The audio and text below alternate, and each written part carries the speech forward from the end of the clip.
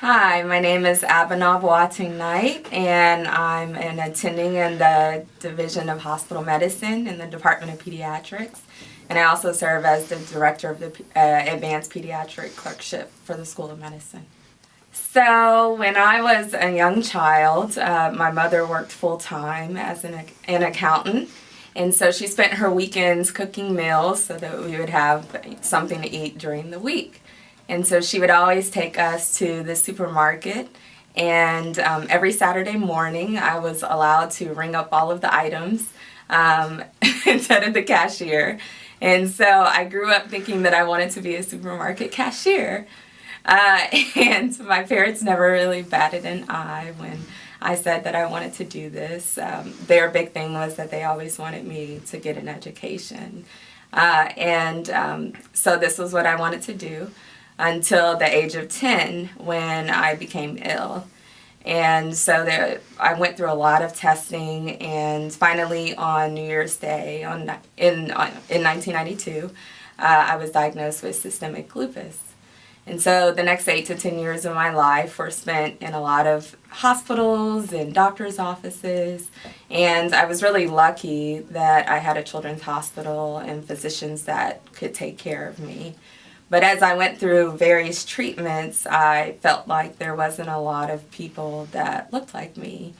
And there was a level of distrust that both I and my parents had for what was being recommended as treatment due to a lot of the side effects of the therapy. When we finally decided to be compliant with care, I was able to achieve remission.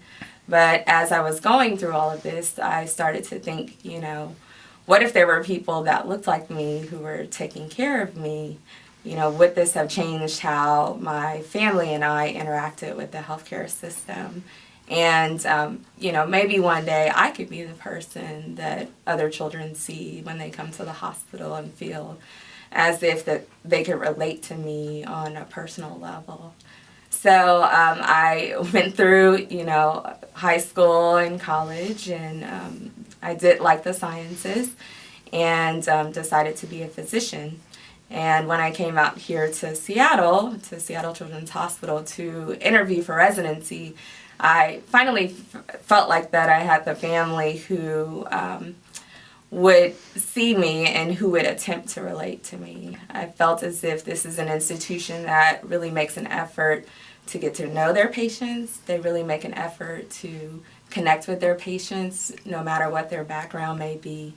And from the perspective of a faculty member, they really try to do their best to use their human capital and to respect our experiences as faculty members and find a way for us to give back to our patients and to improve the experience for everyone who may interact with the Seattle Children's System.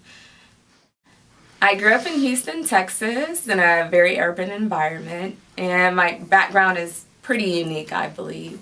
My mother's from Centerville, Mississippi, which is a very rural part of Mississippi, and my father is from Ghana in West Africa.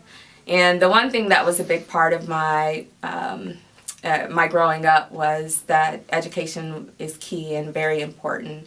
My mom integrated her local high school in Centerville, Mississippi, and she was also the valedictorian of her college class. So she really instilled in me that education was something that we should strive to obtain, and that there really are no excuses for doing well in school. My father, as I said, immigrated from West Africa, and he came here as a teenager, and he really only had a middle school level education. And he was able to obtain a GED and then put himself through college at Texas Tech University and graduated with a degree in history. And his mantra that he always instilled and repeated all of the time was, all I care is that you get a college degree. That, no matter what you want to do in life, make sure that you have a degree, because if you decide that you don't want to do this later on, you always have the ability to change your mind. So this is kind of the background that I grew up with in Houston. So I always did really well in school because my parents were very focused on my grades. And after growing up in Houston, I decided that I wanted to leave Texas, which wasn't something that a lot of my classmates were doing, but I really felt it was important to travel and live somewhere else and experience new things outside of my comfort zone. So I went to California and attended college at Stanford University. And that was an amazing experience where I was able to meet a lot of individuals who were different from me, who had achieved many things in life, much more than I had. And it was truly inspiring to interact with people who came from so many different places and had so many different experiences, but were very down to earth and very invested in learning and growing as people.